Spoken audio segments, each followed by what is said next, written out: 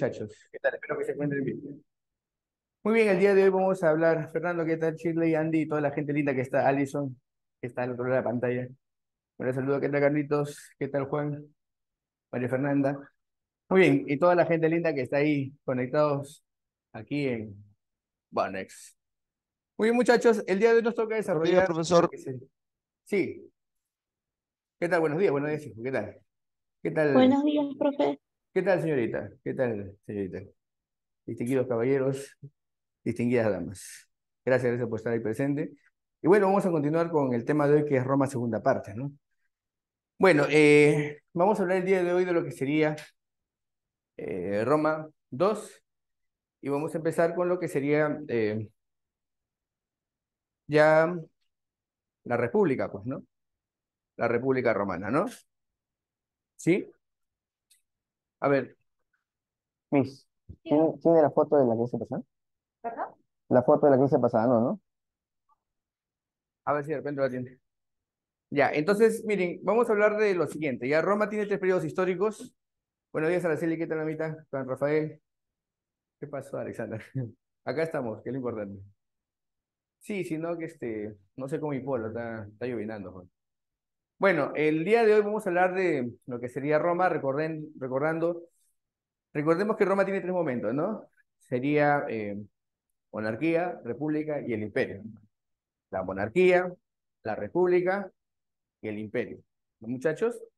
Bueno, recordemos que la monarquía culmina con lo que sería, pues, eh, levantamiento popular que se produce contra Tarquinio el Soberbio, que fue el que estableció lo que se conoce como la tiranía, ¿no? Recordemos que eliminó el Senado y, bueno, sencillamente él quiere cada vez más concentrar el poder y esto, por supuesto, no va a ocurrir.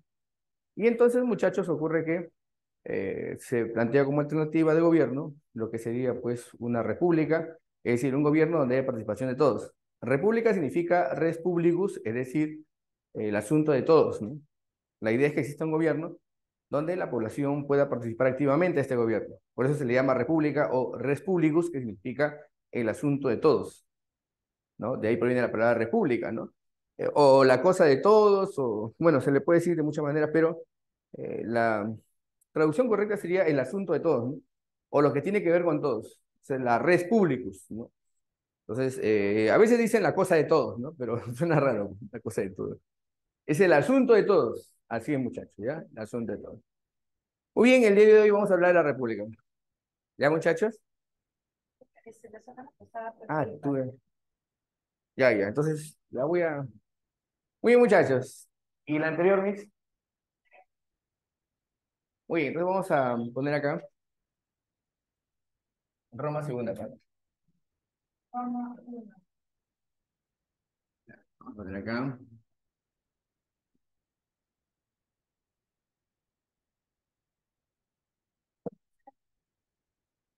¿Mm?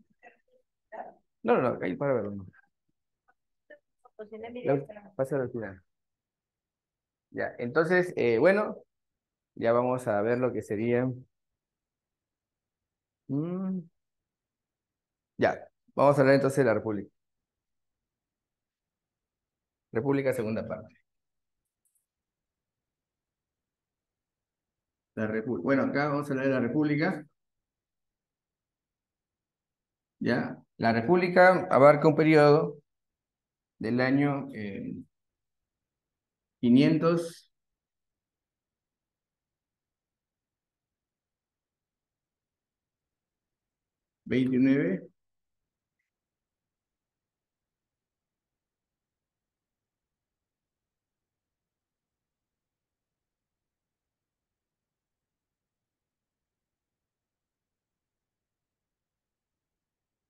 año 509 al año 29, todo es antes de Cristo, ¿no? Esa es la etapa de la República. ¿Ya, muchachos? Del año 509 al año 29 antes de Cristo. Muy bien, miren, lo que han preguntado bastante en San Marcos, estas universidades, es cómo se organizaba la República. Eso es lo importante, ¿no? ¿Cómo se organizaba la República? Una cosa es la República y otra cosa es su organización. ¿Cómo se organiza la República? ¿Ya, muchachos? Entonces vamos a poner acá rapidito. Bueno, organización política de la República Romana, ¿no? Esto es como parte de Roma 2, ¿no? Roma 2, a ver. Vamos a ver acá. eh, Organización política de la República.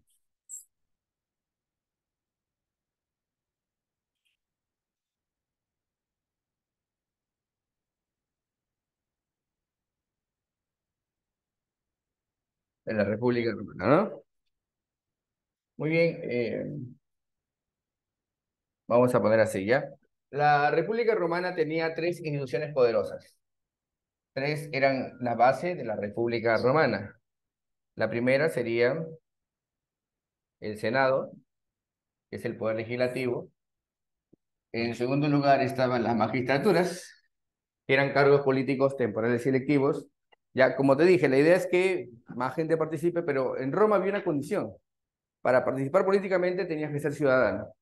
Y los primeros ciudadanos eran los patricios, y eran los que tenían derechos, ¿no? A ver, ciudadano se le llama a aquel que tiene derechos y tiene deberes.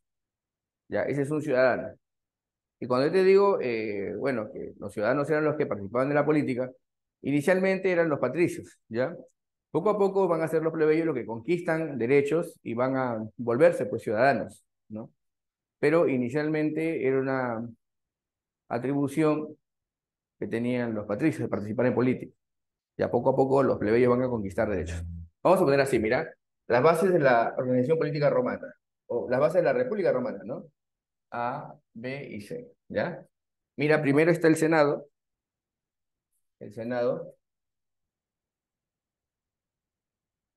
En segundo lugar están las magistraturas,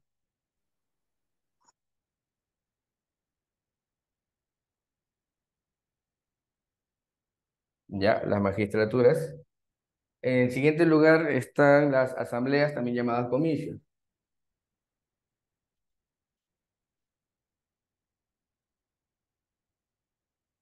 Las asambleas, también llamadas comicios, ¿ya?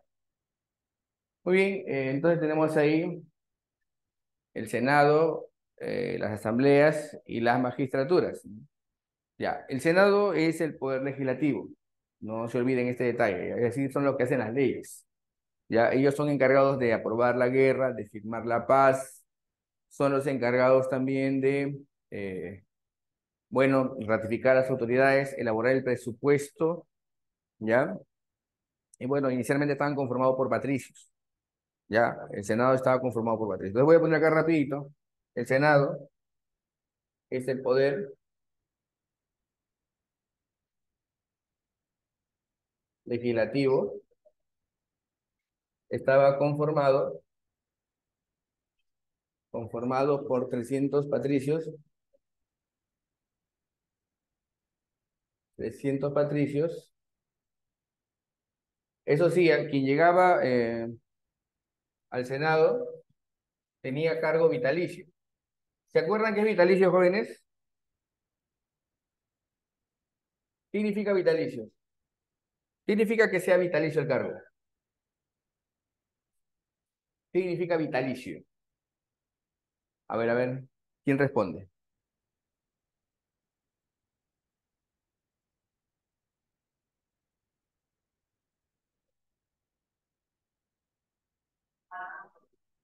¿Ya? Excelente, que dura por siempre, ¿no? O hasta la muerte. Excelente, Renzo, muy bien, Anita, que... Excelente, excelente, muy bien. Gracias, gracias, muchachos. Claro, o sea, un cargo vitalicio es un cargo que tú llevas hasta la muerte, ¿no? Y es cierto, en Roma tú llegabas a ser senador y el cargo lo tenías para siempre. El cargo era de por vida, ¿ya? Entonces, muchachos, eran 300 patricios con cargo vitalicio. Ya te dije, ellos firman la paz, aprueban la guerra,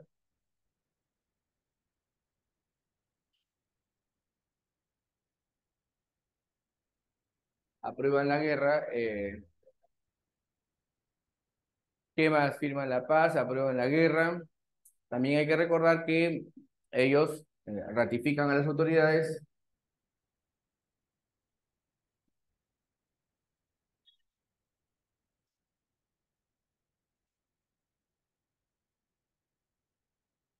Principalmente a las magistraturas, ¿ya? Y también ellos son los que eh, aprueban el presupuesto, ¿no?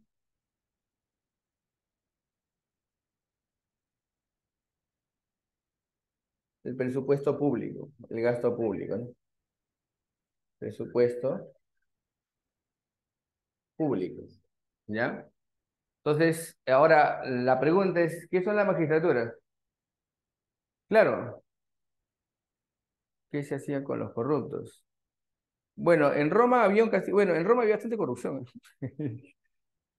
Hubo leyes para evitar la corrupción, pero igual pasaba, jóvenes. Discúlpenme por decirlo así, pero la corrupción es algo muy antiguo. Lo que sí te puedo decir por historia es que la manera como se acabó con la corrupción siempre ha sido violenta, ¿no? No sé, desde Mesopotamia, ¿no? Los romanos también tuvieron una ley, por ejemplo, la ley Valeria, ¿no? O la ley Claudia, busquen la ley Claudia, por ejemplo, ¿no? Eh, Acá Simón Bolívar, cuando llegó también al Perú, estableció pena de muerte para los corruptos, ¿no? Eh, sí, pues el equivalente peruano al Congreso, perdón, al Senado romano sería pues el Congreso, ¿no? Pero siempre ha habido intentos del ser humano por luchar contra la corrupción. Lo que pasa es que pasa un tiempo y aparecen nuevas autoridades que favorecen o parece que no sé, pues promovieran la corrupción, ¿no?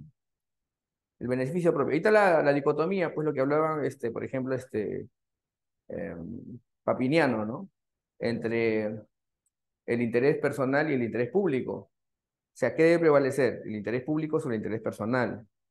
Lo que pasa es que en la política hay una contradicción muchas veces, que uno cuando está en el poder, afibrado por el poder, aprovecha la oportunidad para beneficiarse anteponiendo el interés personal al interés público. Ya, no te preocupes. Sí, no te preocupes. Vamos a mover, lo muevo un poquito para que encaje bien, creo, ¿no? A ver, lo que es para acá, ¿no? No, para allá es. Ya, ahí creo que se ve. Ya, ahora sí, ¿ves? Ya, ya. Muy bien, muy bien. Ya, entonces, como les estaba indicando, ¿no?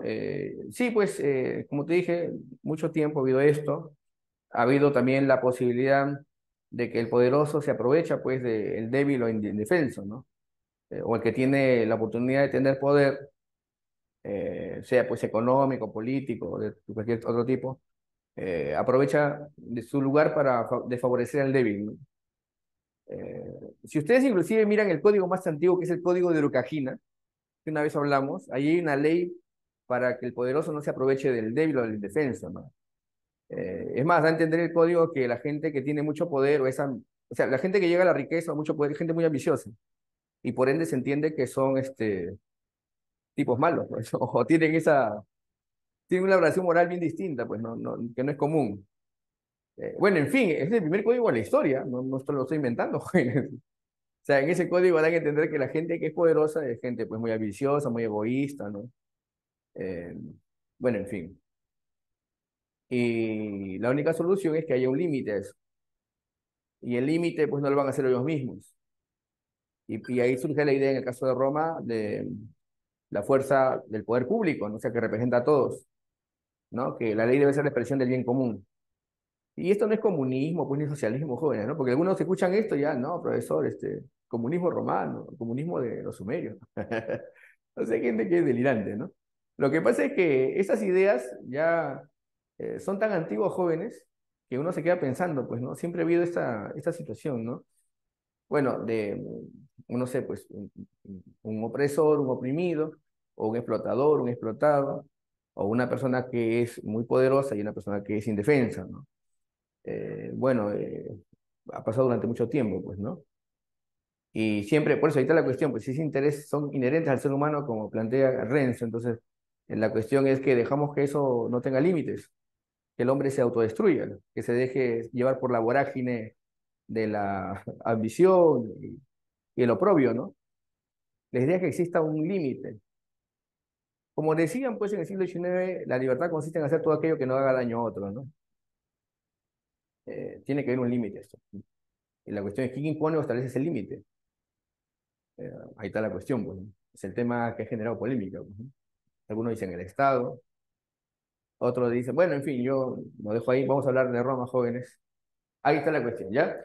Bueno, el Senado, entonces el Senado es el poder legislativo, es el que, la cuestión es a quién le pertenece el Estado, pues.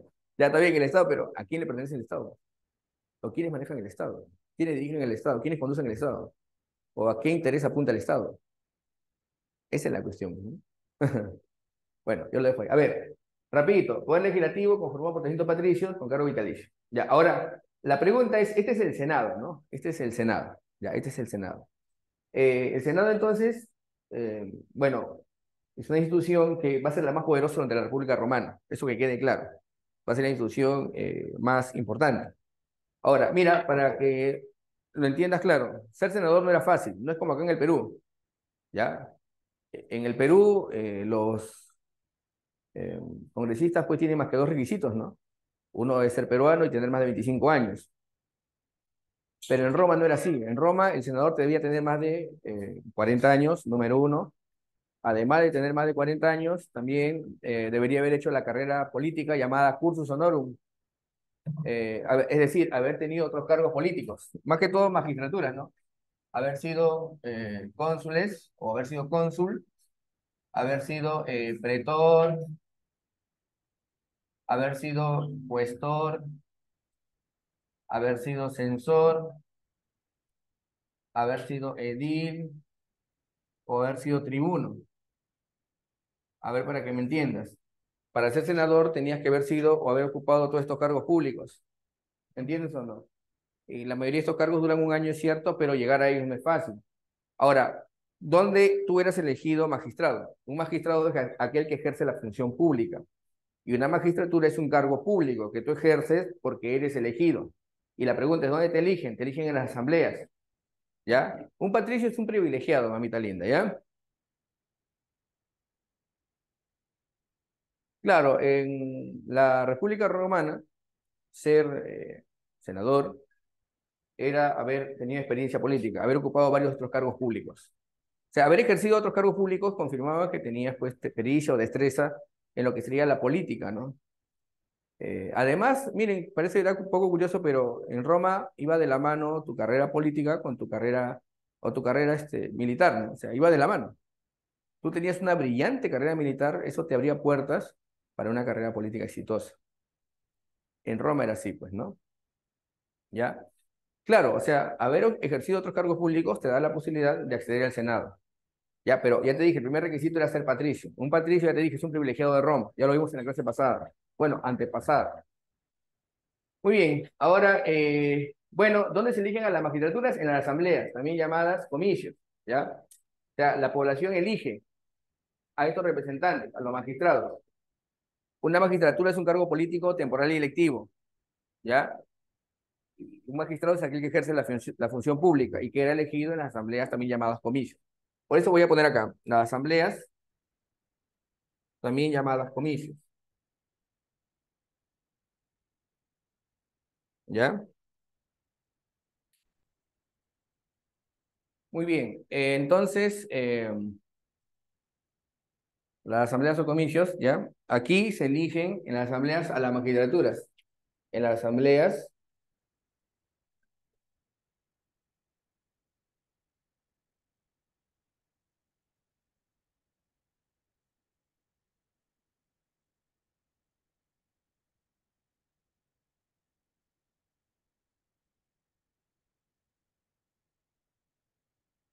a las magistraturas.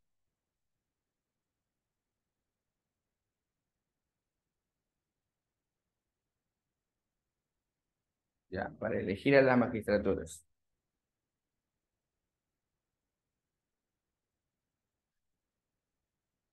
¿Ya? Eran tres tipos de asambleas, ¿ya? La primera es la asamblea llamada curial, la asamblea centurial y la asamblea tribal, ¿ya? La primera se llama asamblea curial, la asamblea centurial y esta es la asamblea tribal, es decir, de los plebeyos, ¿ya? La asamblea curial es la asamblea, ¿ya? Que reúne a los patricios. Los patricios van a ser elegidos, van a reunirse, perdón, y van a elegir principalmente los cargos sacerdotales. Ahora, la asamblea centurial es la más importante. Por eso, ¿y por qué? Porque aquí se elige al cónsul. El cónsul es la más alta magistratura, el más alto cargo político. ¿Ya? Entonces voy a poner acá rapidito. La asamblea curial es de los patricios, se nombran o se designan cargos sacerdotales. Aquí, este es de los patricios y de los plebeyos, especialmente en el ejército, cuando estaban en el ejército, de los patricios, cuando estaban juntos en el ejército, y plebeyos. Acá se elige al cónsul, ¿ya? Cónsul. Ujú. El cargo más importante se elegía aquí en la Asamblea Centurial para elegir cónsul.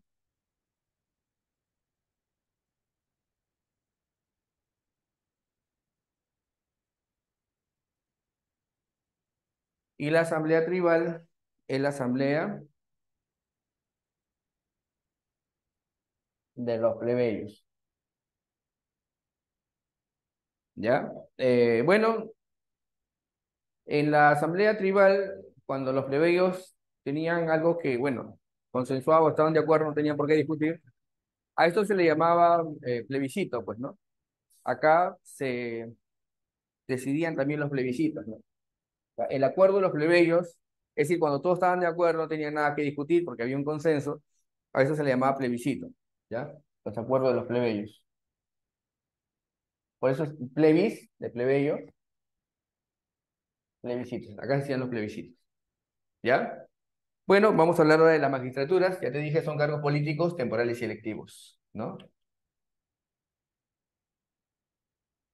Ya, muchachos. A ver, ¿quiénes son los cónsules? Mira, si yo te digo que el Senado es el poder legislativo, ¿qué poder falta, muchachos? Hay tres poderes del Estado. ¿Ya qué poder falta? El Poder Ejecutivo. ejecutivo, ¿sí o no? Entonces, ellos son el poder ejecutivo. Los pretores son los del poder judicial. Poder ejecutivo, poder judicial. ¿Ya? Te vamos a poner acá. Los cónsules son el poder ejecutivo. ¿Ya? Ellos eran dos elegidos para gobernar un año. Elegidos para gobernar o estar en el poder un año. ¿Ya?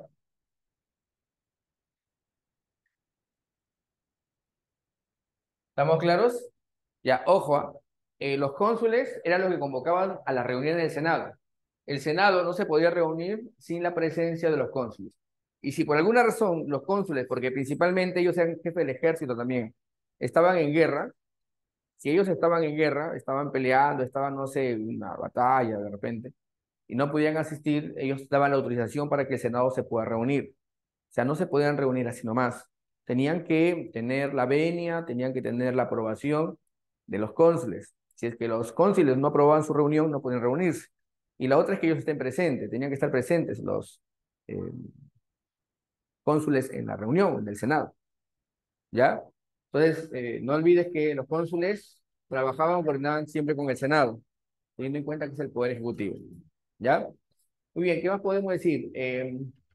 Los cónsules, bueno, en caso de guerra, si había de repente una guerra externa, una guerra interna, al, bueno, el Senado se reunía y elegía en caso de emergencia a uno de los dos cónsules. O sea, le daba todo el poder a un cónsul para dirigir Roma en caso de emergencia. Como te dije, si había anarquía, desorden, guerra externa, guerra interna o había algún problema, inmediatamente lo que ocurría es que los senadores elegían un cónsul en emergencia para conducir Roma en un momento de caos. Ya muchachos, entonces yo voy a poner acá rapidito, mira lo que voy a poner, ¿ah? Había un título, no era exactamente una magistratura, era un cargo excepcional, que era el título de dictador. ¿Han escuchado alguna vez esta palabrita? El dictador, ¿ya? El dictador era nombrado o designado por el Senado en caso de algún tipo de guerra externa o interna. Si este problema de repente no, continuaba, porque se le daba 6 meses, ¿no? Si este problema seguía 6 meses, de pasar los 6 meses, se le daba 6 meses más. Entonces, era un cargo que duraba excepcionalmente 6 meses, pero si la emergencia continuaba, se le daba 6 meses más, ¿ya? Entonces voy a poner acá, el dictador era elegido entre uno de los dos cónsules en caso de emergencia, ¿ya?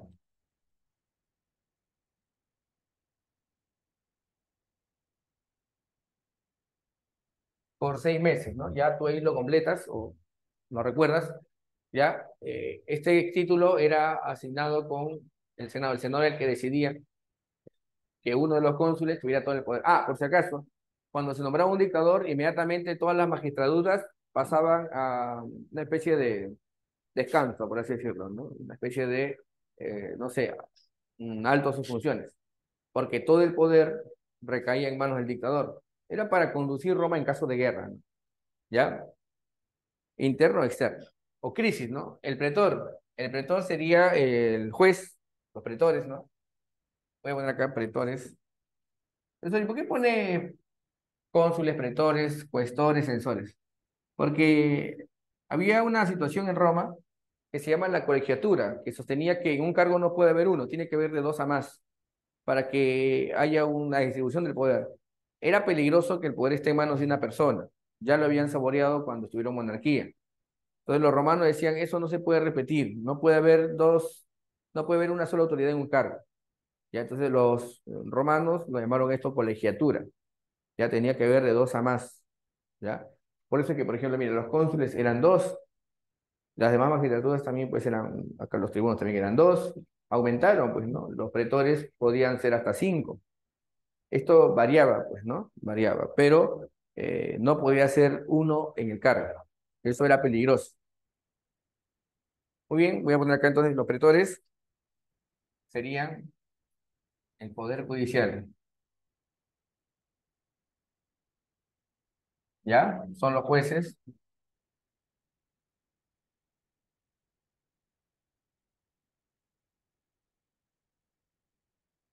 claro, ya está. Los cuestores, bueno, la misma palabra lo dice, cuesta viene de costo, pues, ¿no? Costo. Los cuestores, lo que cuesta, ¿no? Tan fácil, o sea, ni para que te equivoques. Ellos son los encargados del manejo del tesoro público. Ellos también recaudan impuestos. Ponemos aquí entonces, los cuestores son los que manejan el tesoro público,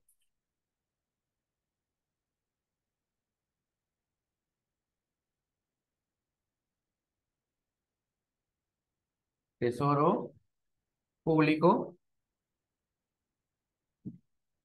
y además son los que cobran impuestos,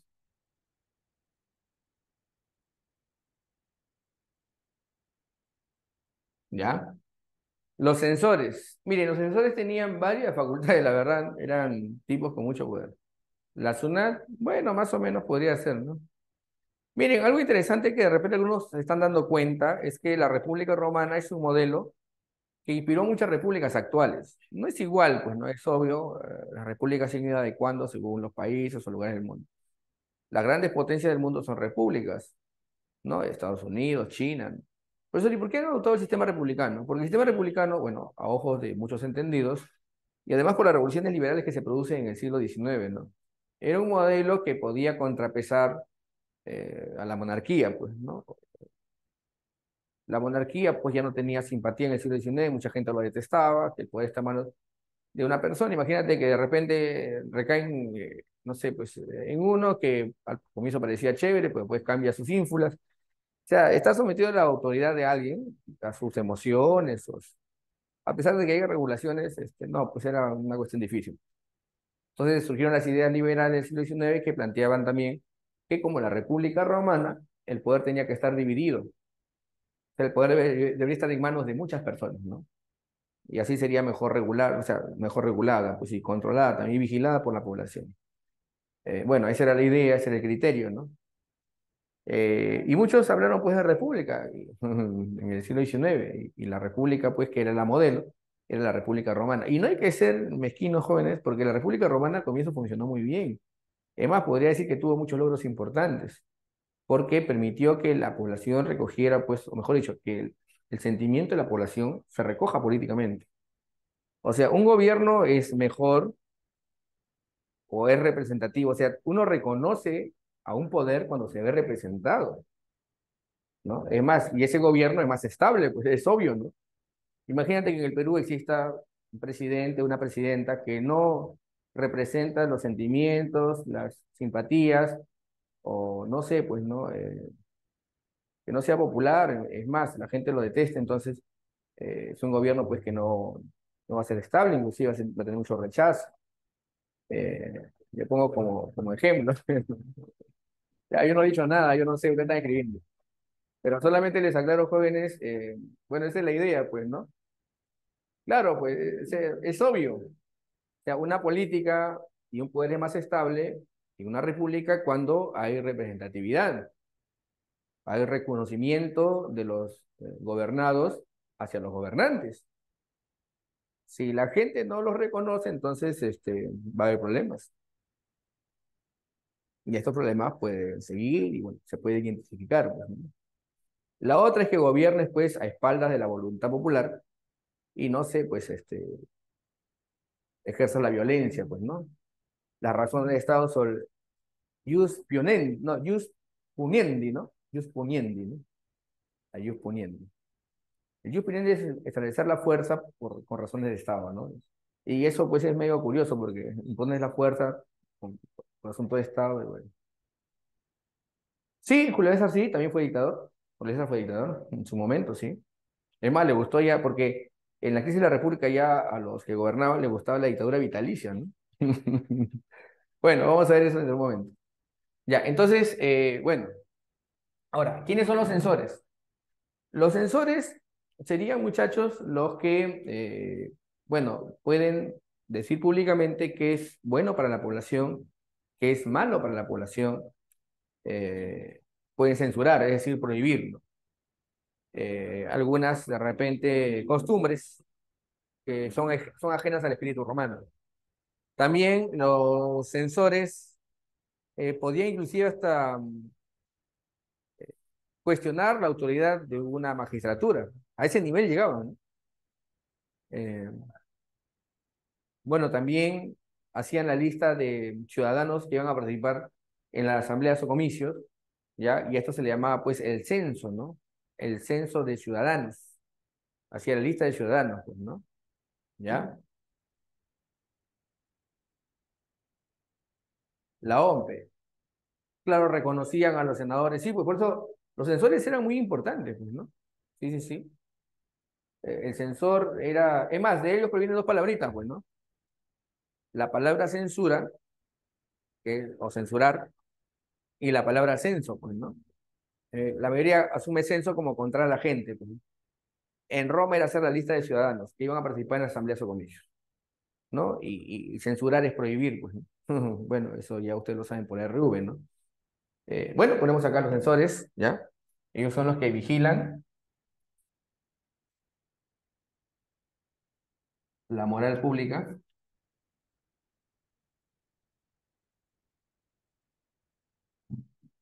hacen la lista de ciudadanos, elaboran la lista de ciudadanos, lo que se llamaba censo. Ah, y también tenía otra función, se me estaba yendo. A ver. Ellos también fijaban la tasa de impuestos, fijaban la tasa de impuestos. Ya, bueno, ya ustedes lo verían ahí. Ellos fijan, o sea, ellos van a un lugar y deciden cuánto deben pagar en ese lugar o cuánto de impuestos debe pagar alguien, ¿no? O una zona determinada. Ya los que cobraban eran los cuestores, ¿no?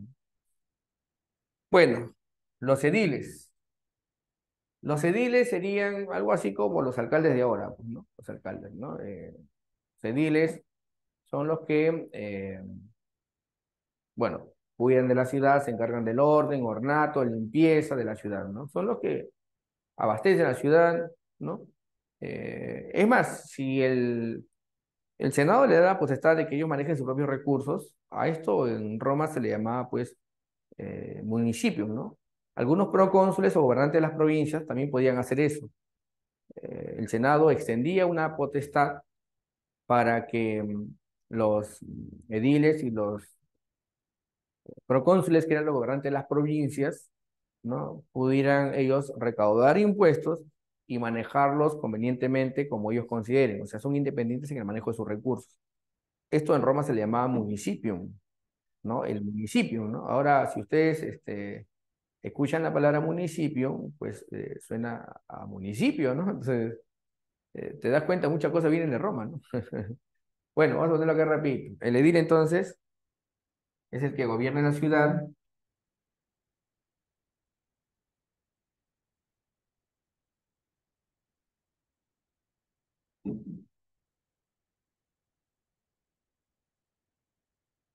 ¿Ya? Ellos también, como te dije, se encarga del orden,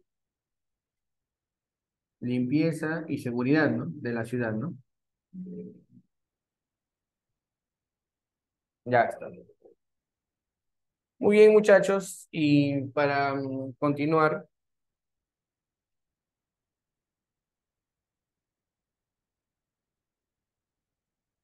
¿ya? Tenemos al tribuno, al tribuno. Claro, muy bien, Carlos, excelente.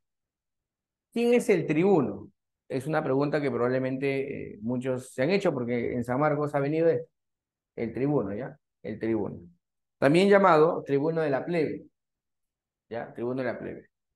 Miren, los senadores eran 300, ¿estamos claros? Eran 300 senadores, ¿no? Ya, esto está muy claro, joven. Pero hubo una revuelta conocida como la revuelta del Monte Sacro, lo pongo como dato, los plebeyos se hartaron de que solamente el Senado estuviera conformado por patricios y ellos exigieron tener representación en el Senado, ¿ya? Entonces los plebeyos hicieron una revuelta que se llama la revuelta del Monte Sacro, ¿ya? Y va a ser a raíz de la revuelta del Monte Sacro que esto es en el año 494 antes de Cristo, que los plebeyos obtienen dos representantes en el Senado. En el Senado eran 300 patricios, pero ahora se le van a agregar, por la revuelta del Monte Sacro, dos representantes de los plebeyos al Senado, dos representantes, ¿ya? Entonces, los plebeyos van a tener dos representantes, ¿no? Acá están, ¿no? Dos representantes, representantes de los plebeyos. Esto no significaba que necesariamente estos representantes sean plebeyos. Originalmente hasta fueron patricios, pero que defendían la causa de los plebeyos. O sea, era un representante de la voluntad de los plebeyos. Aunque, como te dije, si era plebeyo o patricio, al comienzo no importaba porque los primeros tribunos de la plebe fueron patricios. Pero bueno, ahí está. ¿Ya? Ahora, acá viene un detalle, jóvenes, una jugada ganadora, ¿no? Los patricios en el Senado son 300, los tribunos son dos, pero estos dos tenían derecho al veto. Esta fue una pregunta a San Marcos. ¿Qué es esto? Derecho a oponerse. Si los patricios quedaban en algo, por ejemplo, decían sí a una ley, aprobaban esa ley no podía ejercerse si los dos representantes de los plebeyos decían que sí. Si ellos decían no, la ley tenía que reevaluarse o tenía que volverse a discutir. ¿Me entiendes o no? Ya eso pasaba por si acaso. Entonces, si los 300 decían sí, estos dos también tenían que decir sí. Si no, la ley tenía que reevaluarse o tenía que replantearse o reformularse o discutirse de nuevo. Por eso, lamentablemente, viene acá un episodio muy triste. Muchas veces los tribunos de la plebe fueron sobornados o fueron coaccionados para dirigir su voluntad a la voluntad de los patricios. Aunque vamos a ver dentro de un momento, existieron dos hermanos que dejaron una página muy brillante y muy eh, reconocible eh, por su acción, por su compromiso con la causa de los plebeyos. Fueron dos hermanos que murieron defendiendo la causa de los plebeyos. Algo así como... No, en el caso de la ONU fue... Bueno, ya quien está informado sabe que la ONU es un buen intento por mantener la paz mundial. Miren, a ver cómo les explico. La ONU sirve para países pequeños, pues, ¿no? Sí, ahí funciona muy bien. Pero cuando se trata de las potencias, la ONU como que si no existiese, pues, ¿no? Eh, ha pasado esto desde su fundación, ¿no? Es una pena decirlo. La ONU es un buen intento por tratar de resolver los problemas mundiales de manera diplomática. Pero las potencias ejercen su poder pues, sin temor a la ONU. O sea, la ONU va a sancionar a las potencias. Es como si no, pues quisieran sancionar a Estados Unidos o sancionar a Rusia, o sea, o sancionar a China, pues no, eso es raro. Pues. Al Perú lo sancionan, pues, ¿no? A Venezuela. Pues, ¿no? Ah, ya, en el caso del veto. Ah, ya, sí. Derecho a vetar, claro. A oponerse, muy bien. Bueno, aunque son 5 países los que tienen el voto, pues, ¿no? Estás hablando del Consejo de Seguridad de la ONU. Sí, si me estás hablando del Consejo de Seguridad de la ONU, claro, ahí sí, pues, tienen derecho a vetar. Pero como te digo, al final de cuentas, las potencias hacen lo que quieren, ¿no? Más adelante, cuando veamos esto de la Guerra Fría, pues vamos a verlo muchas veces, ¿no? Bueno, ya, excelente, Renzo. Muy bien, entonces ponemos acá el tribuno, que es el representante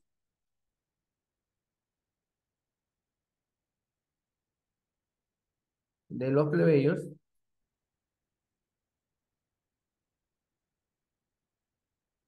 ante el Senado.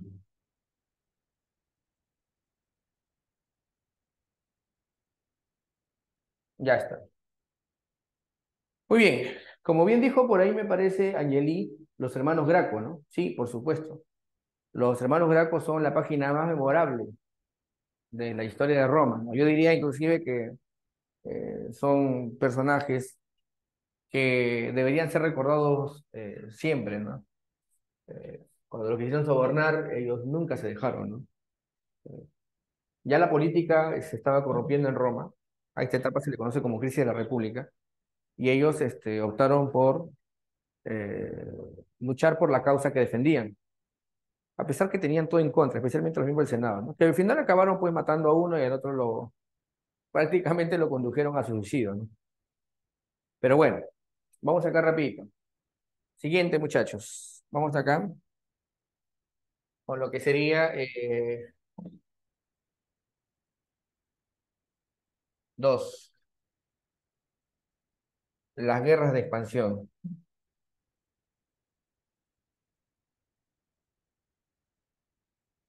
Las guerras de expansión más importantes de los romanos van a ser las guerras púnicas. Ya, por si acaso, del año 294 al año 146, todo es antes de Cristo, ¿no? Ya, son las guerras más importantes que tuvieron los romanos. Profesor, ¿hubo otras guerras? Por supuesto que sí. Las guerras, por ejemplo, por el control de Italia, las llamadas guerras pírricas, ¿no? Claro, por el Mediterráneo va a ser la guerra contra Cartago, ¿no? Aunque antes tuvo guerra contra los galos, tuvo guerra contra los llamados pírricos, que eran griegos, ¿no? Que tenían hasta elefantes y todo, ¿no? Y los romanos lo derrotaron, pues, en la batalla de, a ver, en la batalla de Benevento, pues. Mira, para asustar a los elefantes, amarraron a chanchos con trapitos, claro, por la Magna Grecia, pues. A los chanchitos, lo que pasa es que los elefantes daban miedo, pues, pero los chanchos se asustaban con animales pequeños, o sea, no tan pequeños tampoco, pues. Entonces, ¿qué hicieron? Amarraron a chanchitos con trapos cargados de aceite, pues, ¿no? O líquido inflamable, pues, ¿no? O sea, combustible, pues, ¿no? Las guerras samnitas también, pues, tuvieron bastantes guerras, pues, ¿no? La guerra samnita, la guerra contra los, bueno, los etruscos primero, la más antigua, la guerra contra los galos, muchas guerras, ¿no? Pero las guerras más célebres, estamos hablando justo de las guerras con el rey Pirro, ¿no? Me acuerdo que amarraron a chanchitos con trapos y los asustaron para que vayan corriendo debajo los elefantes, ¿no? Y los elefantes se volvieron locos, pues, y se comenzaron a asustar de tal manera que se golpeaban entre ellos y caían. Y cuando caían, pues ya saben que un elefante es muy difícil que se levante, ¿no? Ese es el problema que tienen los elefantes. Entonces, ya, pues los romanos al final ganaron. Eh, es más, Pirro es conocido por una frase que de repente ustedes han oído, ¿no? O sea, él ganó las primeras batallas contra los romanos y cuando ganaba, perdía muchos soldados. Y él decía, con una victoria más como esta estoy arruinado, ¿no? Y de ahí viene el nombre, pues, de victoria pírrica, ¿no? Es una victoria que ganas, pero con mucho sacrificio. Bueno, las guerras samnitas, muy bien, también. Ya, vamos acá entonces con las guerras púnicas, ¿ya? Esta guerra es por el control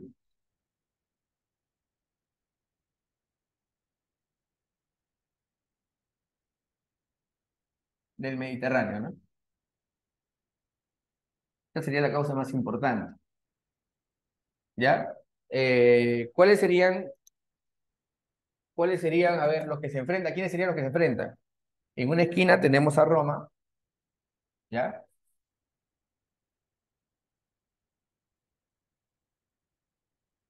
Versus Cartago, ¿no? El casus belli, o lo que origina la guerra, sería el control de la Sicilia, ¿no? Mire, yo voy a ser puntual con estos jóvenes, por el tiempo que tenemos. Son tres guerras púnicas, ¿ya? De las tres guerras púnicas, la primera es victoria romana, tiene muchas batallas importantes, como la batalla de Miles y la batalla de Gates, ¿ya? Eh, y la batalla de Egates, ¿no? Aquí va a ser derrotado el padre de Aníbal, ¿no? Cuenta una versión de la historia que el padre de Aníbal, Amílcar Barca, no olviden que Aníbal es el más grande enemigo que tuvo Roma, ¿no? El padre de Aníbal, derrotado en la batalla de eh, Miles, en la batalla de Gates, ¿no? Dice que regresa jóvenes, después de la batalla de Gates, va a Cartago, coge al pequeño Aníbal, que era un niño, pues, y lo lleva ante la estatua de Val, ¿no? Y ahí, ante una fogata, una llamarada, amenazándole con quemarle la mano, le dice, hijo, júrame odio eterno a Roma, ¿no? Aníbal, pues que era pequeño, no entendía lo que su padre estaba haciendo. Y el padre le dice, júrame odio eterno, así casi le borre las lágrimas, ¿no? Y con impotencia, hijo, júrame odio eterno. Y él no entendía nada de lo que pasaba, pero juró odio eterno a Roma. Y cuando Aníbal, pues, después se quedó pensando en que había hecho su padre, lo va a buscar, su padre se había suicidado, ¿no? Bueno, es una versión de otras, ¿no? Pero la cuestión es esta, ¿no? Aníbal creció, bueno, creo que con ese trauma de vencer a Roma, ¿no? Derrotar a Roma. Y se convirtió en el más grande enemigo de Roma, ¿no? Aníbal, sin lugar a dudas, jóvenes, es considerado el más grande enemigo en toda la historia de Roma. Es más, casi borra a Roma del mapa, casi lo desaparece. Y muchachos, bueno, así pasa, pues, ¿no? Se producen varias batallas. Aníbal lleva elefantes, y en el camino hacia Roma se va a aliar con los enemigos que tenía Roma. O sea, Aníbal fue muy inteligente. Sabía que Roma tenía enemigos, los junta, los une para hacer una fuerza poderosísima, ¿no? Los numidas, los íberos, en fin, los romanos tenían muchos enemigos. Lo va a juntar y va a ir avanzando contra Roma, ¿no? ¿Ya? Cruza los Alpes con sus elefantes, ¿no? Inclusive si ustedes buscan, él era cartaginés, era de Cartago, pues era cartaginés Aníbal. Aníbal es el hijo de Amílcar, el primero que va a ser derrotado por los romanos. Bueno, más o menos así. Pero mira lo que pasa, Aníbal lleva 37 elefantes, cruza los Alpes, bueno, los 36 elefantes murieron, cruzó con uno al final. Y con ese único que cruzó, ahí está pues Aníbal, ¿no? Aníbal Barca, pues. Con ese único que cruzó, llegó, derrotó a los romanos en la batalla de Trevia, Tesino, Trasimeno. Y la más importante batalla, ¿no? La batalla de Canas. Es más, les cuento algo, joven, no sé si sabían eso, pero no, mejor no, es horrible lo que voy a contar. Pero ya, lo voy a contar, ¿eh?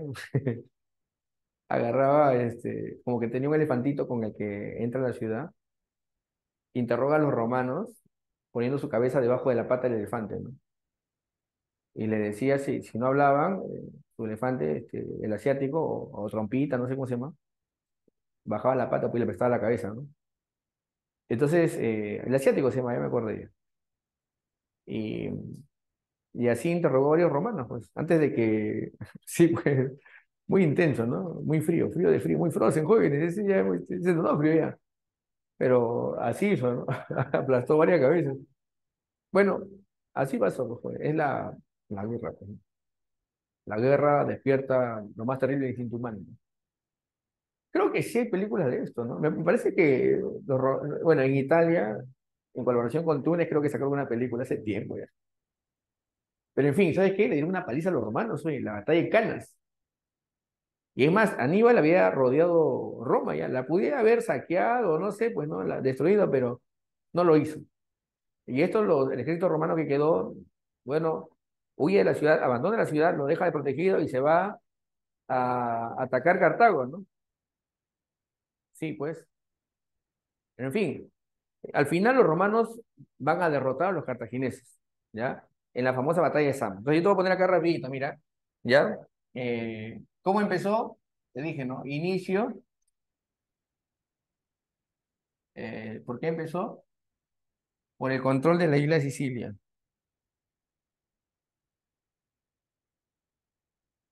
Pero ya te dije, ¿no? La lucha era el control comercial en el mar Mediterráneo. Te dije, fueron tres guerras púnicas.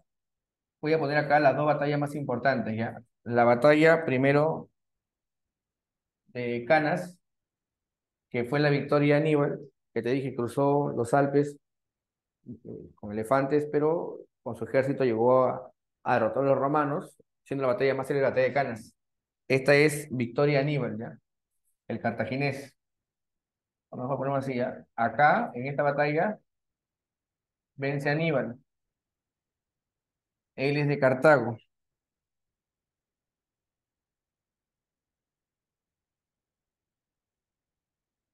O sea, vence Cartago en la batalla de Canas.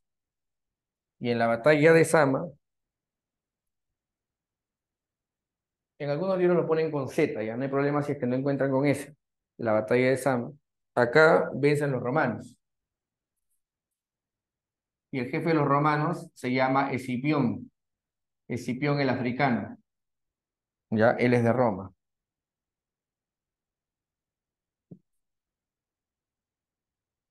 ¿Ya, muchachos? Muy bien. Consecuencias de las guerras púnicas. Esto es lo que nos importa bastante. La consecuencia de las guerras púnicas.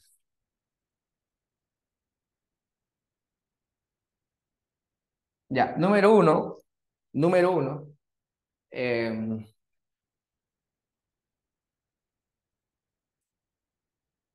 número uno. eh, bueno, la consecuencia más importante es esta. Los romanos, cuando conquistaban o ganaban un territorio, como era o sea, era algo obtenido por múltiples fuerzas, sean plebeyos y patricios juntos en guerra, las tierras obtenidas se llamaban ager publicus, ¿ya? Entonces, las tierras obtenidas por guerra se llamaban ager publicus. La gran pregunta es, ¿cómo se repartía el ager publicus? ¿Cómo se repartía, no? Si era igual o era desigual. Y está claro que el reparto era muy desigual.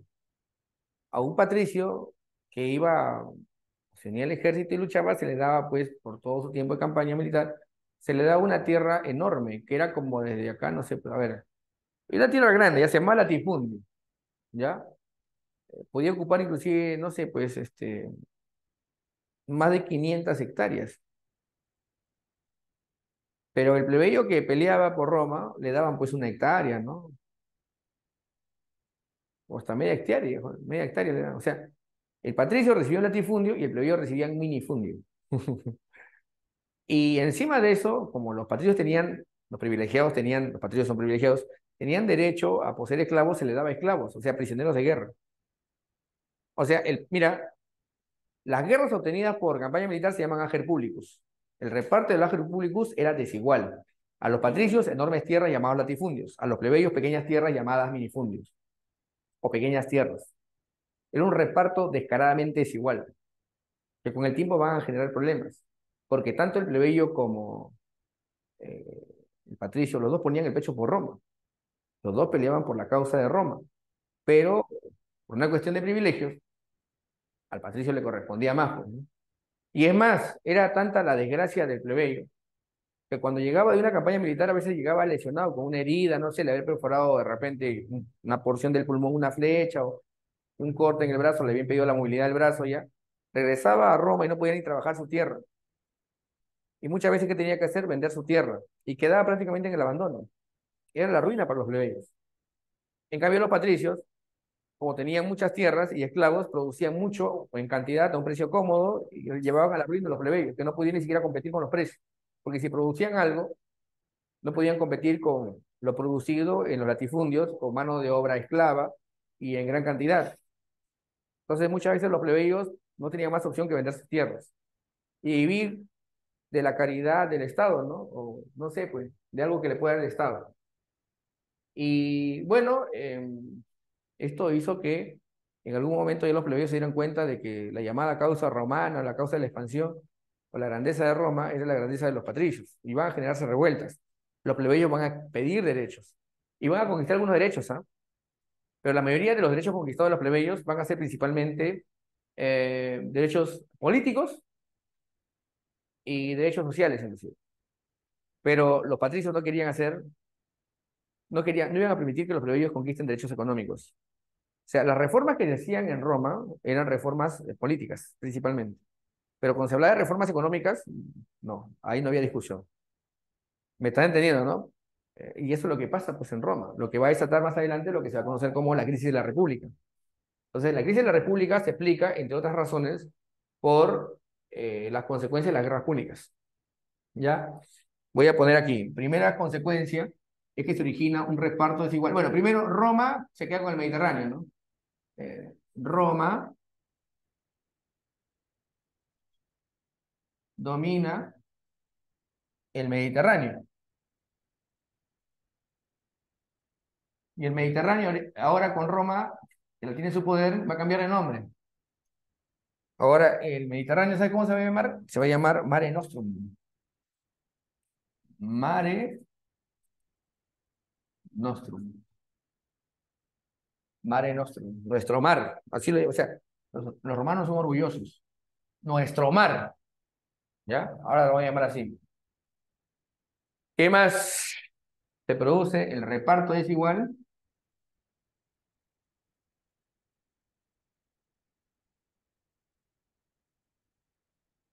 del Ager Publicus, las tierras capturadas por guerra. Ager Publicus. ¿Ya? Del Ager Publicus. Ya te dije, para los plebeyos, minifundios. Para los patricios, latifundios. Para los patricios, para los plebeyos, mi, mi, fundios.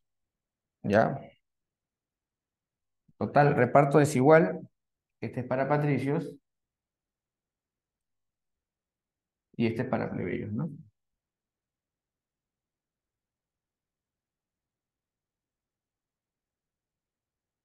Muy bien, muchachos. Vamos a poner acá, siguiente parte, 3. Los derechos conquistados por los plebeyos. Ya te dije, los plebeyos luchan por derechos y se conquistan algunos derechos.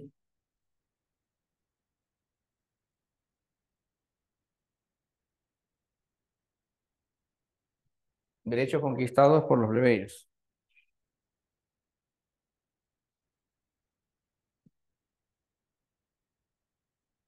Ya. ¿Qué derecho conquistan los plebeyos? A ver, número 1. Primer derecho conquistado por los plebeyos. Jóvenes, rapidito. Antes había leyes para patricios y también había leyes para plebeyos que eran desiguales, ¿no?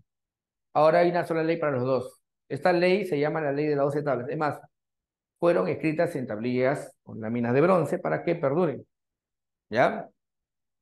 Entonces ponemos acá, primer derecho conquistado sería la ley de las 12 tablas. Ley de las 12 tablas, ¿no? Ojo que cuando te digo derechos conquistados, es derechos conquistados de los plebeyos ante los patricios, ¿ya? Voy a poner así en romano. Ley de las 12 tablas, ¿ya? Establece la igualdad ante la ley.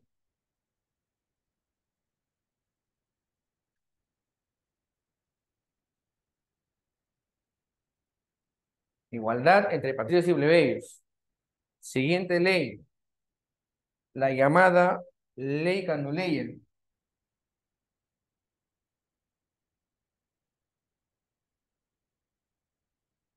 ¿ya? ¿Qué es la ley Canuleya? Es la ley que permite que los patricios y los plebeyos puedan casarse. Pero acá quiero hacer una aclaración. Esta ley se hizo también con algo de argucia. Miren, ya para pasado un buen tiempo, los plebeyos habían ocupado cargos públicos. Algunos plebeyos se habían enriquecido, ¿no? Especialmente los secuestres y los nobilitos. Eran plebeyos en ascenso. Eran plebeyos que estaban ocupando ya cargos públicos. Entonces eran plebeyos poderosos, ¿no? Con cierto patrimonio, ¿no? Entonces, cuando te digo que pueden casarse, no es porque un patricio privilegiado se case pues con un campesino pobre plebeyo. No, no, así no es. Recordemos que a la gente de poder le interesa mucho la unión patrimonial. Le interesa mucho lo que, bueno, lo que puedes tener o poseer, lo que te permite tener poder, ¿no? Entonces, acá cuando digo matrimonios mixtos es que se casan patricios y plebeyos, pero principalmente sectores altos. Es decir, no sé, pues, optimates con nobilitas, o no sé, pues de la clase patricia alta, o más rancia, con, no sé, pues algunos plebeyos que son ecuestres, que han hecho dinero a través del comercio, ¿ya? Por si acaso, no es que, no, no sé. Sí, un patricio podía casarse con una plebeya, y viceversa, con esta ley, ¿ya? La ley que no leía permite los matrimonios entre patricios y plebeyos,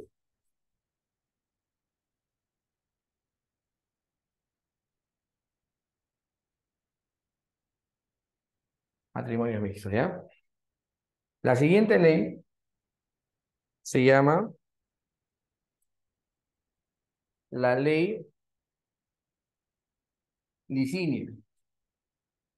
La ley licinia establecía que de los dos cónsules, uno obligatoriamente tendría que ser plebeyo. Son dos cónsules, uno obligatoriamente tenía que ser plebeyo. Es decir, establecía que uno era patricio y el otro era plebeyo.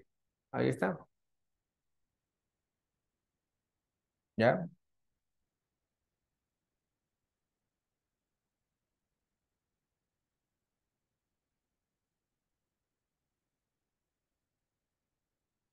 Un plebeyo, o mejor dicho, un cónsul obligatoriamente será plebeyo, ¿no? Un cónsul será plebeyo, ¿ya? Un cónsul será plebeyo. Siguiente ley, la ley Ogulnia. La ley Ogulnia establecía que los plebeyos también pueden optar por tener cargos sacerdotales, ¿ya? Bueno, en el caso de Roma serían los augures, ¿no? ¿Ya? Los plebeyos podían tener cargos religiosos, que antes estaban solamente permitidos eh,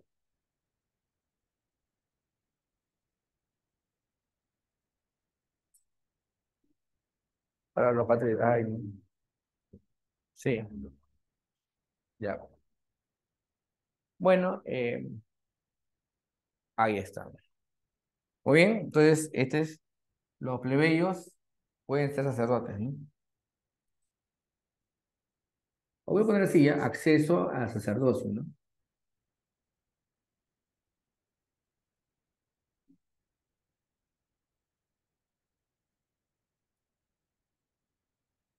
Al sacerdocio, ¿ya? Siguiente, la ley Hortensia,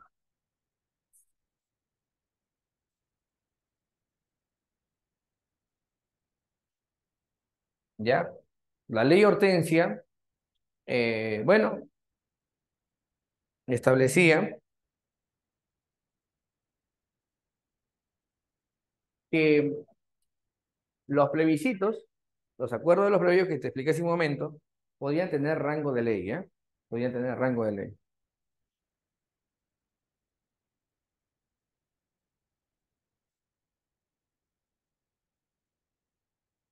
Ojo, plebiscitos. Los plebiscitos serán ley, ¿eh? Plebiscitos.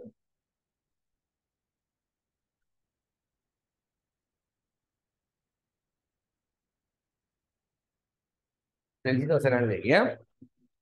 Y seguidamente una ley que se llama la ley Papiria Poetelia.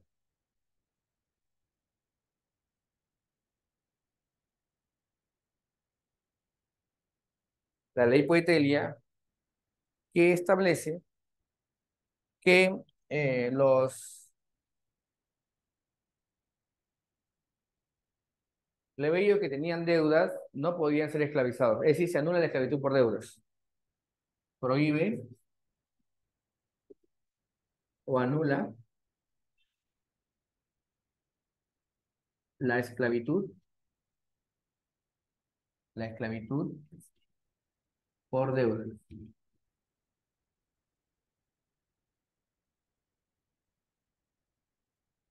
Si tú tenías deudas, no podías ser esclavizado. ¿Ya? Prohíbe la esclavitud por deudas. Muy bien, muchachos. Ahora sí vamos con la siguiente parte, que sería ya la crisis de la República. ¿Ya, muchachos? ¿Hasta acá alguna pregunta? ¿Ya?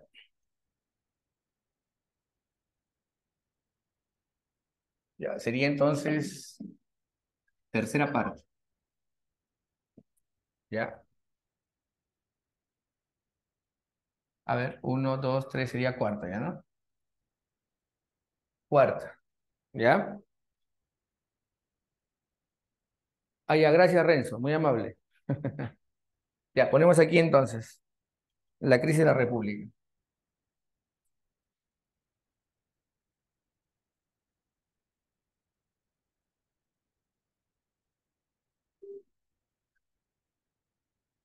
Ya, la crisis de la República, muchachos. Miren, debajo de la ley Canuleia, ley Licinia, la ley Licinia, ¿ya? Ley Licinia, ya. Muy bien, miren jóvenes, este es un episodio o es la etapa más triste de Roma, ¿no? La República parecía funcionar muy bien, las magistraturas paralelamente gobernaban con el Senado, las asambleas, de una manera pues equilibrada, a pesar de que Roma tenía guerras, conflictos y habían luchas de los plebeyos por conseguir derechos, parecía que Roma tenía cierta estabilidad. El problema va a ser que los problemas económicos, como es obvio, ustedes deben saber, las crisis económicas derivan en crisis sociales. O sea, la mayoría de crisis sociales, el 99.9% de crisis sociales, surgen de problemas económicos. ¿Ya? Eso que te quede claro. Ahora, la pregunta, profesor, ¿y por qué? ¿Qué pasó? Bueno, fácil, pues. ¿Se acuerdan que había un reparto desigual? Sí. Los plebeyos estaban ya incómodos con este tipo de circunstancias porque económicamente los perjudicaba. A pesar de que habían conquistado algunos derechos, ya esto no es suficiente porque la mayoría de derechos, como ustedes se dan cuenta, son políticos. Y en algunos casos, por ejemplo, sociales, ¿no? La ley Papiria Poetelia, eh, la ley Canuleia, que permitía que se puedan casar, ¿no? Pero ocurre que esto no queda ahí, o sea, la cosa avanza, ¿no? La presión social comienza a ser más grande. Miren, solamente voy a poner un ejemplo, ¿ya? Muchos plebeyos acabaron como proletaris. Proletaris. Profesor, ¿y qué es un proletaria? Un proletario es un plebeyo arruinado totalmente, que lo único que puede hacer por Roma es dar hijos. Y lamentablemente esos hijos también iban a llegar al ejército, eran plebeyos, y podían acabar como sus padres. Entonces, a veces los padres decían a sus hijos, mira hijo, yo acabé, luché en el ejército, recibí una posición de tierra y cómo he llevado a mi familia a la miseria. Espero que no pase lo mismo contigo. Entonces, ya con el tiempo, muchos plebeyos son conscientes de que esa situación debe cambiar. Y dentro del ejército comienzan a producirse tensiones sociales ya.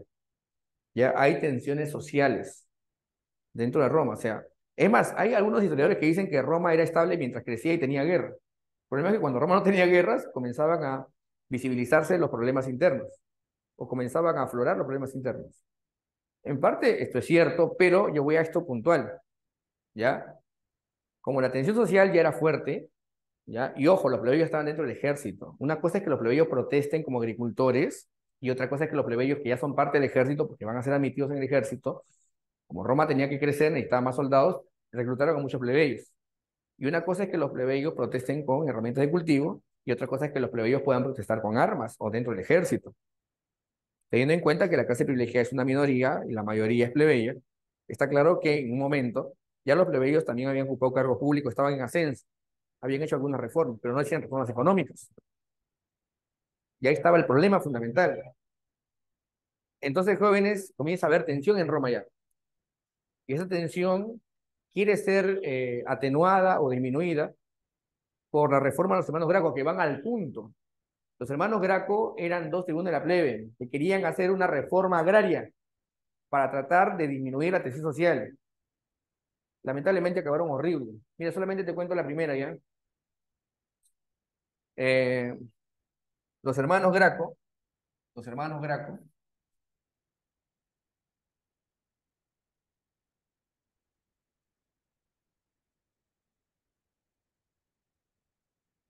querían hacer una ley de reforma agraria. El primero que llegó al poder fue Tiberio. Tiberio ni bien llegó al Senado, como sabía que habían corrompido antes a todos los tribunos, en su primer discurso dijo algo que tú debes recordar. Aquí muchos senadores estaban acostumbrados a comprar muchas cosas y creen que todo puede comprarse y venderse. Mi dignidad y mi conciencia no tiene precio. Por decir eso, ya todos le pusieron el ojo a este desgraciado. No se deja comprar, es otro nivel, otro lote. Entonces, como no se dejó sobornar e insistía con la reforma agraria, ¿qué crees que pasó? Ese ya el lado oscuro de la política, ¿no? Claro. Lo mataron horrible, joven. Le dieron puñaladas por todo el cuerpo. Es más, amarraron su cadáver y lo arrojaron al río Tíber. Horrible lo mataron. Solamente por, mira, ni siquiera quería quitarle toda la tierra a los patricios, ¿ah? Su propuesta era reducir. Acá viene una cuestión curiosa, ¿no? Claro, la población se enteró, pero no sabía quién lo había matado, pues, ¿no? Es más, él cuando quiso hacer la reforma agraria dijo, ¿cómo es posible que pocos hombres concentren tantas tierras que no les basta solamente para sobrevivir y enriquecerse, sino que quieren quitarle a los que no tienen? Y era cierto, pues jóvenes, porque los plebeyos acababan vendiendo sus tierras porque están en la ruina. Y él en un discurso dice, es mejor que pierdan poco que lo pierdan todo porque el pueblo se va a levantar. El mismo Tiberio era consciente que la población se iba a levantar. Y antes de evitar el levantamiento de la crisis política, los hermanos Graco quisieron hacer una reforma agraria. Tiberio dijo, es mejor que pierdan poco que lo pierdan todo. Porque Tiberio no quería quitarle todas las tierras, solamente quería reducir de 500 hectáreas que tenían los patricios a más, reducirla a 125 y el resto repartirla de forma equitativa o justa, ¿no? Porque los dos ponen el pecho por Roma. Pero, bueno, ustedes saben muy bien pues, que una clase privilegiada difícilmente renuncia a su privilegio. Es más, como está en el poder, va a hacer todo lo posible para evitar perder sus privilegios. Bueno, esto pasaba antes y pasa ahora. Así que te quede claro, ¿ya? Lo más triste es que hay gente del pueblo que defiende los privilegios de los poderosos. Eso es lo más gracioso, ¿no? Y en Roma también pasaba lo mismo, jóvenes. Bueno, ahí está la cuestión, pues, ¿no? Bueno, esa ya sería la manipulación de conciencias, ¿no? Por eso que muchas veces, bueno, ya, lo dejamos ahí, pero la cuestión es esta, ¿ya? Tiberio Graco quiere hacer una reforma agraria. No lo dejaron, lo mataron. Tiempo después, su hermano también entra al Senado como tribuno.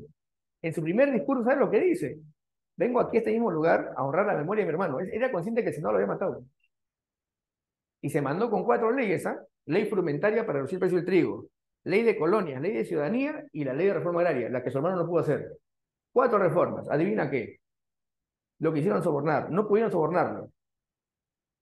¿Y qué pasó? No pararon ¿Lo hasta que, mataron? claro, podríamos decir que sí, ¿no? Que se suicidó, porque lo habían rodeado y lo iban a apuñalar como su hermano. Pero él antes de morir prefirió, antes de que lo maten, mejor dicho, antes de que lo maten de forma horrible, se quiso defender todo, pero al final no pudo, que eran demasiados, y prefirió acelerar su muerte, porque lo iban a matar igual. Bueno, muchachos, ahí está. Y como no, ahí está la cuestión, como bien preguntan, profesor, ¿y el pueblo qué hizo? Ya, ahí viene la cuestión, pues. Si no se hacen las reformas eran un intento de atenuar los conflictos sociales, pero como no se hacen las reformas, por eso tengan mucho cuidado, jóvenes, ¿ah? Cuando hay tensión, lo bueno es hacer reformas. Si tú no quieres hacer reformas y quieres, no sé, pues evitar las reformas cuando son necesarias, eso es lo peor. Hay gente que no voy a decir en qué parte del mundo, pero Cuando se plantea reforma, dicen, no, todo está bien, es un éxito. Cuando ven que hay desgracia por todos lados, hay miseria, hay caos, hay hambruna, y dicen, no, es un éxito. Bueno, están viviendo pues en una burbuja, ¿no? Probablemente. Bueno, la cuestión es esta, ¿ya? Yo voy aquí, muchachos. Eh, los plebeyos se levantan pues en armas, pero forman facciones con caudillos. O sea, hay caudillos que defienden la causa de los plebeyos y hay caudillos que defienden la causa de los patricios, ¿ya? Bueno, pero vamos a ver cómo se produce esto, ¿ya? Lo que se va a llamar las guerras civiles. Ya, entonces, mira, voy a poner acá. Eh, los intentos de reforma, los hermanos Graco, ¿ya? Aquí tenemos a Tiberio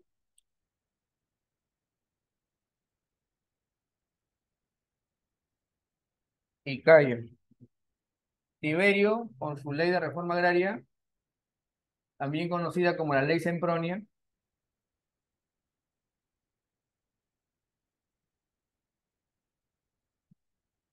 se le llamaba ley Sempronia porque Tiberio y Cayo Graco tenían como otro apellido o nombre, Sempronio, ¿no? Era Graco Sempronio. Graco, ya, Cayo, su hermano, quiso hacer la ley de reforma agraria también, pero además celebré su ley frumentaria para reducir el precio del trigo. Lo mataron. Bueno, lo, lo impulsaron a matarse, ¿no? ¿Qué más? Como no hubo reformas, empiezan las guerras, estalla pues la violencia, empiezan las guerras civiles.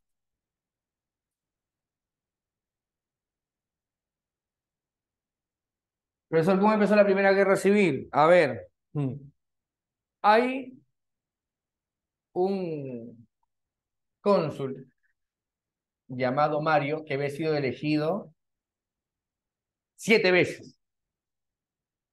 Y siendo elegido 7 veces, quiso hacer las reformas de los hermanos Graco, pero suavecito, ¿no? Despacito nada para que los patricios no lo sientan, especialmente los optimates. Ya hablamos quiénes son los optimates, ¿no? Los optimates son los patricios que están durante mucho tiempo en cargos públicos, que temen el avance de los plebeyos y la pérdida de sus privilegios. Eran conservadores, no querían que haya cambios. Ahí está, excelente, Angelique. Lo vimos la clase pasada, son conservadores, no quieren cambios. No, todo está bien, ¿no? El sistema es un éxito, el modelo es un éxito. Todo es un éxito, decían, ¿no? Claro, para ellos, pues, porque son privilegiados. Ahí está la cuestión, pues, ¿no? Ya. Entonces, jóvenes, el modelo exitoso, decían, ¿no? Ya, la cuestión es que para los romanos, todo es un éxito, los patricios conservadores, ¿no? ¿Ya? Y no querían cambios. Así que cuando Mario comenzó a implementar reformas graduales y lentas, ¿ya? Cuando comenzaron a hacer reformas graduales y lentas, ¿ya? Inmediatamente, eh, los optimates dijeron, ¿sabes qué? Hay que buscar un militar para que le dé un golpe de Estado. La clásica, pues, ¿no? Las élites, los grupos de poder, las oligarquías, cuando se ven amenazados por el avance de las fuerzas populares, muchas veces puede buscar un militar para que dé un golpe de Estado y mantenga su privilegio. Porque la mayoría de golpes de Estado, por si acaso, no buscan cambios. La mayoría de golpes de Estado mantienen privilegios o conservan privilegios. ¿Ya? La mayoría, no todas, ¿no? Por supuesto. Y cuando eh, Mario estaba ya a punto de implementar sus reformas, aparece un militar que le hace la guerra, pues, apoyando a los optimates. ¿Quién es? Sila. Y Sila le hace la guerra a Mario. Y se produce lo que se va a conocer como la Primera Guerra Civil. Primera Guerra Civil.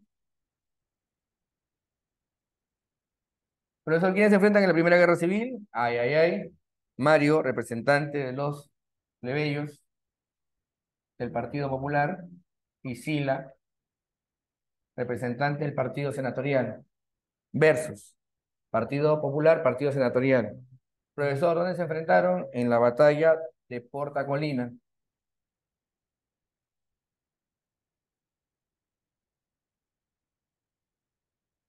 ¿Ya? ¿Qué más? Sila vence a Mario, Mario muere, es asesinado, Sila gobierna, es dictador, pero también lo matan. Y para tratar de estabilizar Roma, tres caudillos se ponen de acuerdo para organizar Roma. A esto se le va a conocer como el primer triunvirato.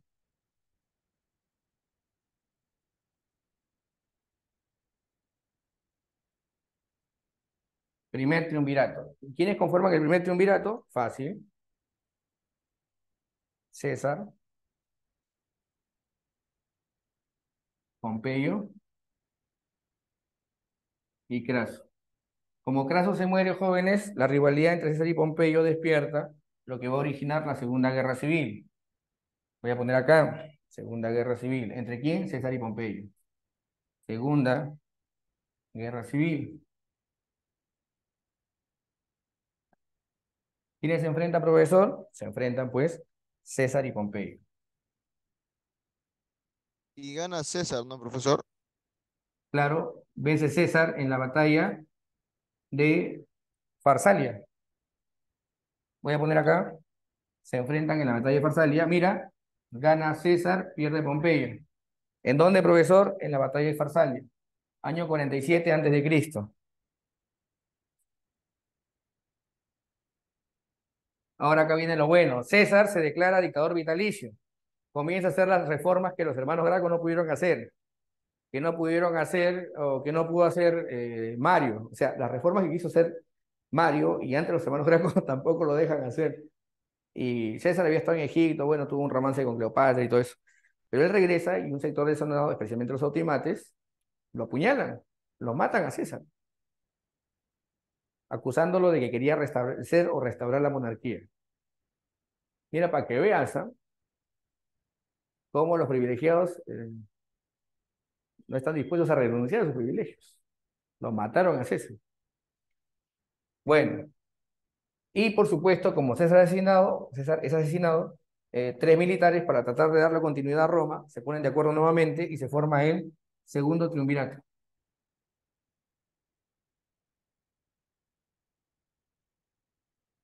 Profesor, pero César tuvo un hijo con Cleopatra, ¿no?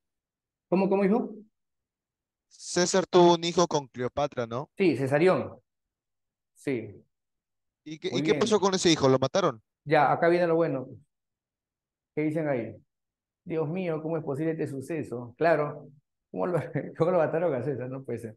Bueno, ya, ese es un meme, creo, ¿no? Bueno, la cuestión es esta, ya muchachos. Se produce el segundo triunvirato. ¿Quiénes conforman el segundo triunvirato? Fácil. Acá viene lo bueno. Marco Antonio,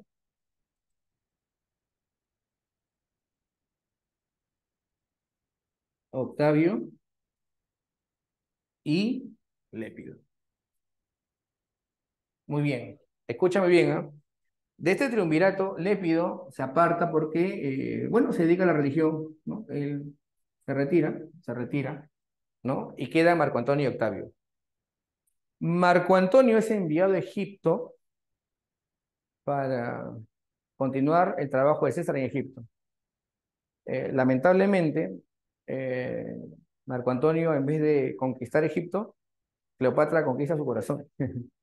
Bueno, viene un romance, algo así, ¿no? Y bueno, se le acusa a Marco Antonio de haber incumplido el encargo que le había dado el Senado. Y con este pretexto se envía a Octavio para aplastar a Marco Antonio. ¿Ya? Ya, no, ahí está la cuestión, pues ya ya, ahí viene lo interesante. Ya vamos a ver la otra clase, ¿no? Después, mira, lo que pasa, Octavio va a derrotar a Marco Antonio. Octavio derrota a Marco Antonio, que estaba en Egipto. Bueno, muere Cleopatra, muere Marco Antonio. En lo que se va a conocer como la Tercera Guerra Civil. ¿Ya? Acá viene lo bueno, la Tercera Guerra Civil. ¿Ya? Y como gana Octavio a Marco Antonio en la Tercera Guerra Civil,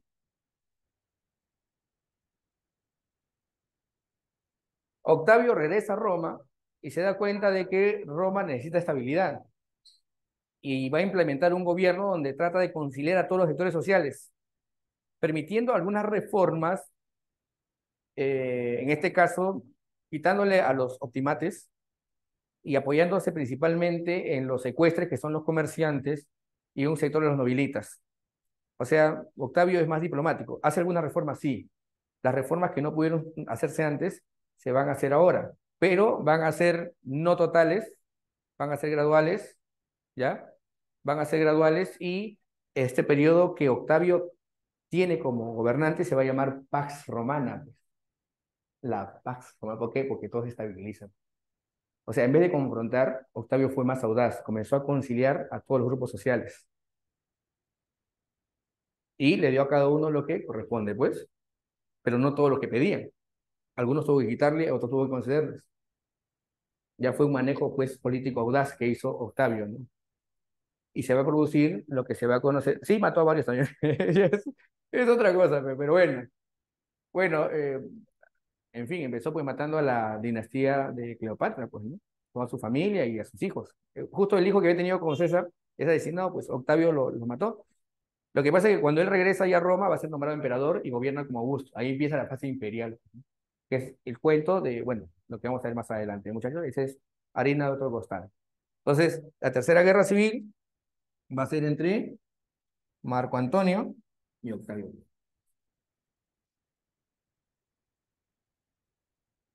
Y Octavio regresa a Roma y va a gobernar como emperador con el título de Augusto. Se respalda en el ejército y ya no en la magistratura ni en el Senado, principalmente en el ejército. ¿Ya? Pierde Marco Antonio, gana Octavio en la famosa batalla de Actium, el año 31 antes de Cristo. Muy bien, muchachos, eso sería todo por hoy. ¿Ya? La fase del imperio lo vemos la otra semana. ¿Ya? Les doy las claves del material, muchachos, ¿sí? ¿Me permiten? A ver, les digo las claves, muchachos. 1A, 2E, 3B, 4C, 5C, 6A, 7 casa, 8 avión, 9 avión, 10 casa, 11 casa, 12 dedo, 13 beso, 14 avión y 15 A, un arco del triunfo, que ya vimos la clase pasada. Ahí nos quedamos, jóvenes. Muchas gracias, nos vemos. Hasta pronto. Gracias, Gracias, profesor. muchachos. Gracias, gracias, mamita linda. Cuídense, muchachos. Que tengan bonita semana. Hasta pronto, muchachos.